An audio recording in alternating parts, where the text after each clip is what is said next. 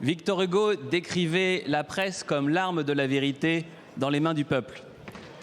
Or, le 19 novembre dernier, le président de la République, devant les lecteurs de La Voix du Nord, a déclaré, je le cite, « Je pense que c'est important qu'il y ait une labellisation faite par des professionnels qui puissent dire « ça, c'est des gens qui sont sérieux, ça, c'est pas des gens qui informent ».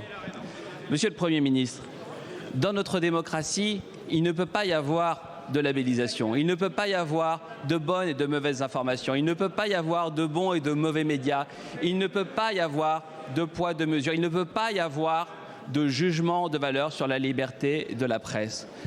Pour terminer d'inquiéter les défenseurs de la liberté de la presse, le compte officiel de l'Élysée sur X a posté un message pointant du doigt une chaîne d'information en particulier, CNews, avec un montage indiquant que ces contenus seraient, je le cite, de la désinformation.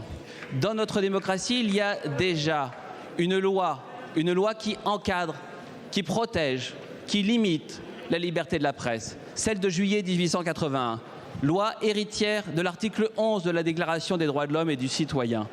Dans notre démocratie, Monsieur le Premier ministre, mes chers collègues, il ne peut pas y avoir d'ingérence de l'exécutif sur le quatrième pouvoir. Il ne peut y avoir que l'équilibre des pouvoirs. C'est la raison pour laquelle, Monsieur le Premier ministre, je vous demande de bien vouloir confirmer solennellement devant la représentation nationale qu'il n'y aura pas de labellisation, qu'il n'y aura pas de professionnels désignés par on ne sait qui et on ne sait quoi, qu'il y aura toujours et encore la liberté de la presse et que vous continuerez à laisser l'arme de la vérité entre les mains du peuple. Merci beaucoup, monsieur le député. La parole est à madame Rachida Dati, ministre de la Culture. Merci Madame la Présidente, Mesdames, Messieurs les députés, Monsieur le député Jean-Didier Berger. Alors, merci pour cette question, ça me permet de rétablir les faits. Les faits. D'abord, jamais le Président de la République, jamais, j'insiste. Je suis encore libre de mes propos, ok ? D'accord. Voilà. Jamais le Président de la République ou le gouvernement n'ont émis l'idée ou une quelconque proposition sur une éventuelle labellisation des médias par l'État. Jamais. J'espère au moins que c'est clair et net. Ensuite, quel est le défi auquel on fait face aujourd'hui, et notamment nos médias traditionnels, qu'ils soient d'ailleurs de droite ou de gauche? Ils font face à une prégnance de plus en plus importante des réseaux sociaux, mais aussi des influences étrangères dans le débat public. C'est ça le défi auquel nous sommes confrontés aujourd'hui.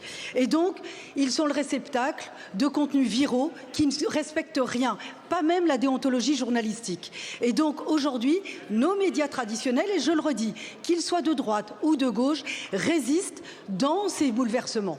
Et donc, notre rôle, c'est de pouvoir les aider à maintenir, évidemment, cette exigence déontologique journalistique. Mais jamais l'État ou le gouvernement n'aurait l'idée de labelliser les médias.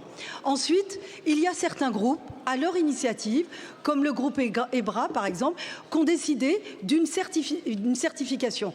Mais une certification à leur initiative, pas à l'initiative de l'État. Ça n'a jamais été le cas. Donc merci de me donner l'occasion de rétablir les faits et de dire un peu ce que je veux et ce qui est la réalité, monsieur le député. Merci.